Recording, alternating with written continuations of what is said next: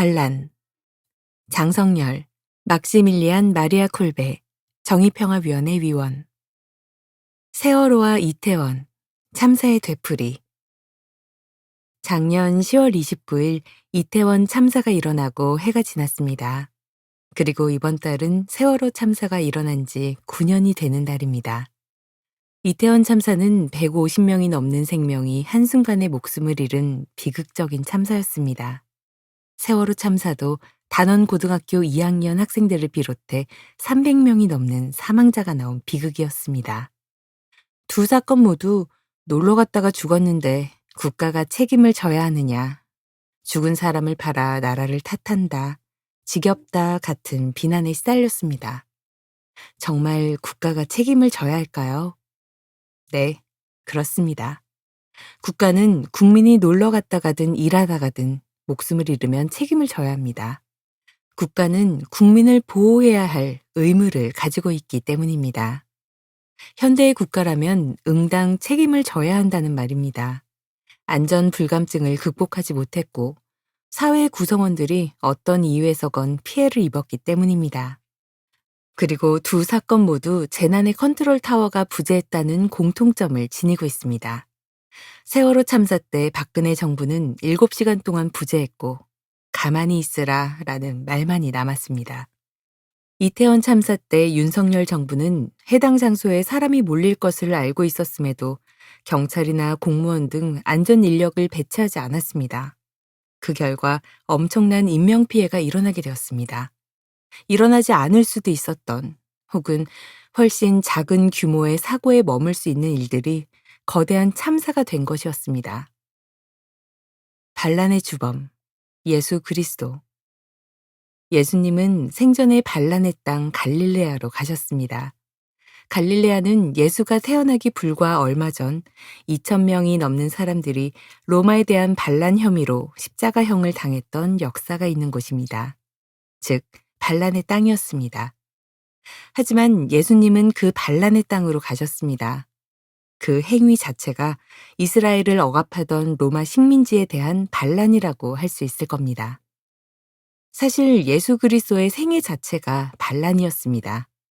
칼 대신 말로 사람들을 설득하고 하느님 나라가 가까이 왔음을 알리고 병에 걸린 사람들을 치료하고 빵 5개와 물고기 2마리로 사람들에게 나누는 기적을 베풀어 5,000명을 먹인 것도 다 로마 제국에 대한 반란이었습니다. 그래서 예수는 반란 혐의로 십자가에 못 박혔습니다. 성경에서 예수는 재산이나 가족 등 자신의 모든 것을 포기해야 한다고, 그래야 하느님 나라에 들어갈 수 있다고 이야기합니다. 부자가 하느님 나라에 들어가는 것은 낙타가 바늘귀를 통과하는 것보다 어렵다는 말과 함께 말입니다. 이 말은 지금에도 제국의 변방으로부터 부와 권력의 중심지까지 하느님 나라는 자본과 권력이 만드는 모든 속박과 굴레를 벗어 던져야 한다고 이야기합니다. 반란의 역사. 한국 근현대사에서도 반란은 끊임없이 있었습니다. 일제에 대한 독립운동이 그랬고, 제주 4.3 항쟁이 그랬고, 반독재 항쟁과 그리고 5.18 광주 민중항쟁, 87년의 민주화운동, 노동자 대투쟁 등이 그랬습니다. 그뿐만이 아닙니다. 2009년 1월의 용산 참사, 5월의 쌍용 자동차 노동자들의 공장 점거 파업이나 2011년의 한진중공업 희망버스 등도 그랬습니다. 사실 반란은 그렇게 거창한 것이 아닐지도 모릅니다.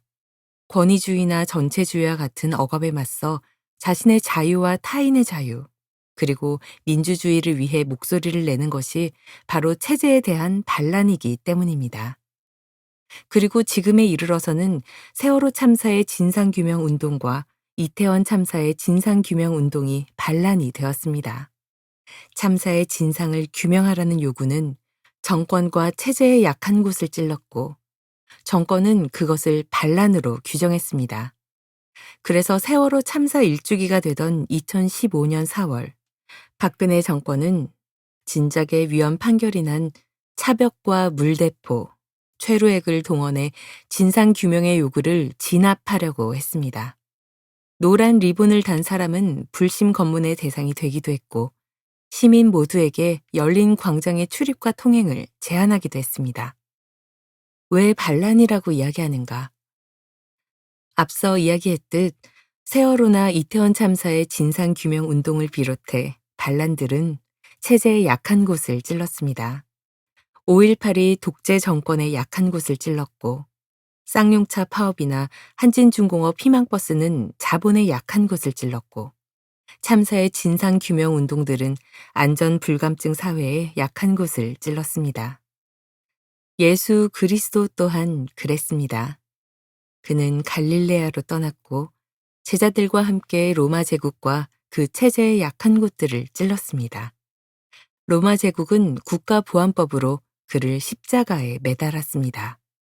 예수 그리스도는 어찌 보면 체제를 향해 반란을 일으킨 주범인 것입니다. 그렇다면 예수 그리스도를 믿고 따르는 우리는 어떻게 해야 할까요?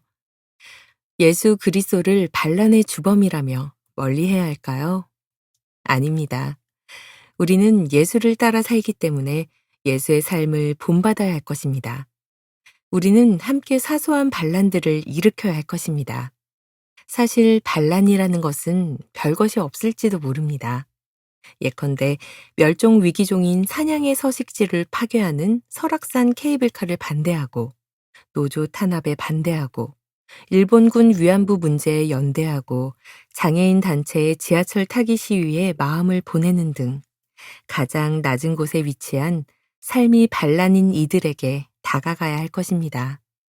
물론 세월호와 이태원 참사의 진상 규명을 위해 기도하고 연대하는 것 또한 포함될 것입니다.